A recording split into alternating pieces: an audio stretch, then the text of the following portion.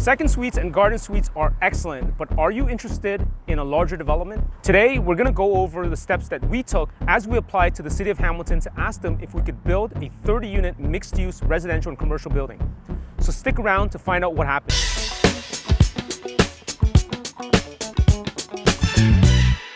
Welcome back. I'm Andy from Suite Additions, where we help homeowners and investors create better homes while generating lasting wealth with legal additional suites. Download our free guides at www.suiteadditions.com to get started. And please do us a huge favor by giving us a thumbs up on this video and subscribing to this channel so that we can get more content out. Okay, so I'm standing in the heart of Westdale neighborhood in Hamilton, a community that is in proximity to McMaster University. I'm in a parking lot, which is the site of our proposed 30-unit mixed-use residential and commercial building. This is a project that we took part in with our development partners, Charles and Steve at Gateway Group. We'll explain the steps involved in larger development projects by going over the process that we took for this project. Now, of course, our focus is small-scale projects with second suites, garden suites, and small infill housing. However, larger projects may make sense for some of you. And if that's you, hopefully this video will inspire you to do something similar or even larger. Now, whether it's a small project for a larger mixed-use building, we believe in smart density strategies using new urbanism principles. This includes utilizing existing infrastructure to create housing that is pedestrian and bike-friendly and has a fair amount of density, is in proximity to existing local and retail community amenities, and has great public transit options.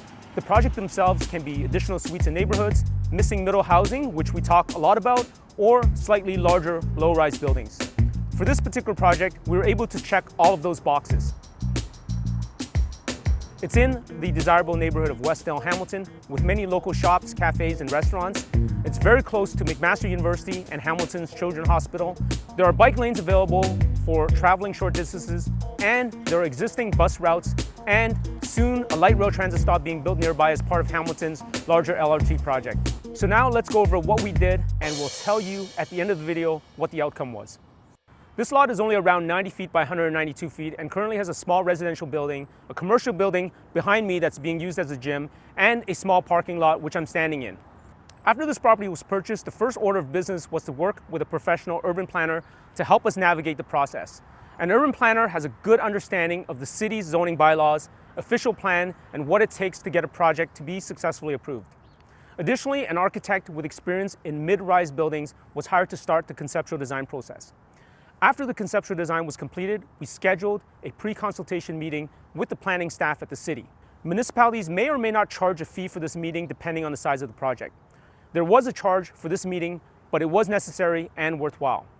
In this meeting, you won't know for sure whether you can build what you want to, but you will get a general sense as to whether the city planning staff will be supportive of a project like this.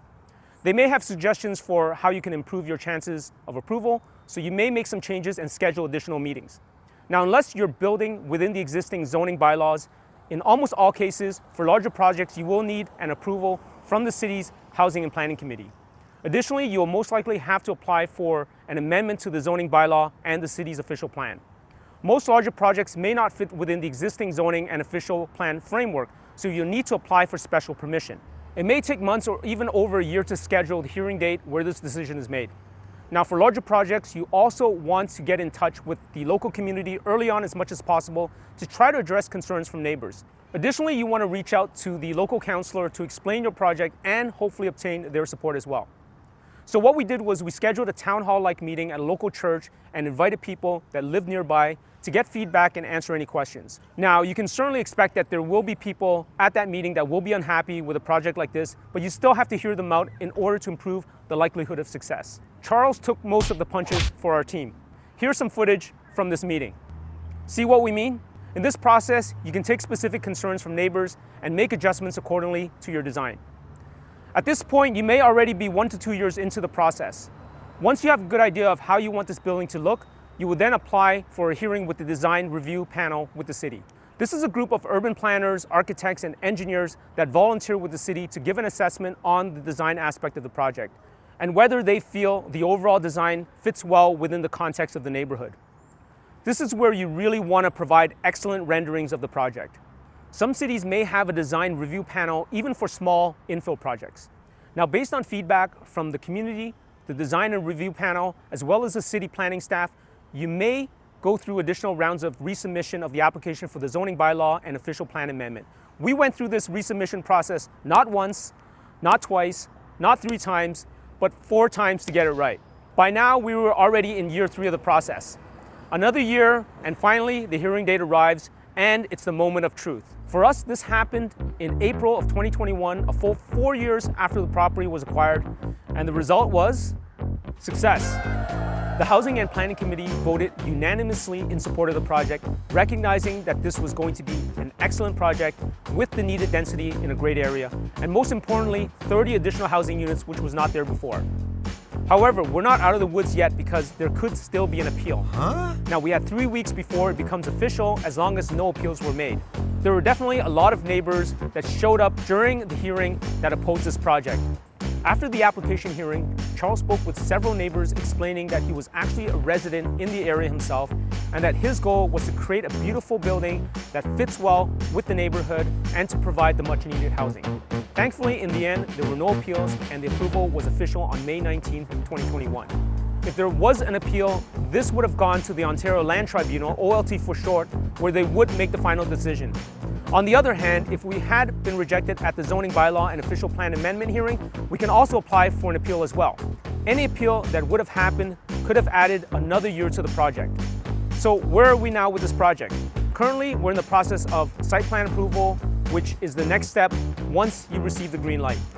We're also working with the architect and engineers to finalize the building permit process, and we'll have that submitted to the city once that has been completed. So if we had to summarize this project into one single lesson, it is this. In order to increase the chances of success, you want to communicate as much as possible with all the stakeholders. This includes local councillors, the community where your project will be, as well as to the city planning staff to hopefully get their support for the project. Adjust accordingly and take their suggestions into account. So what are your thoughts? Do you think that this project was a good idea? Would you even be interested in a larger project? Share your questions and comments below and we'll be sure to respond. Please like and share this video with a friend and subscribe to this channel if you haven't done so already. Thanks again for watching. I'm Manny from Sweet Additions and we'll see you in the next video. Thank you so much for watching our video. We have a brand new garden suite guide, how to add one to your property. You can download a copy right now for free if you go to www.sweetadditions.com. We cover a ton of stuff you need to know if you want to start building these to create more housing and wealth at the same time. There's also a list of resources that we've identified that you can use. Download your copy now for free at www.sweetadditions.com.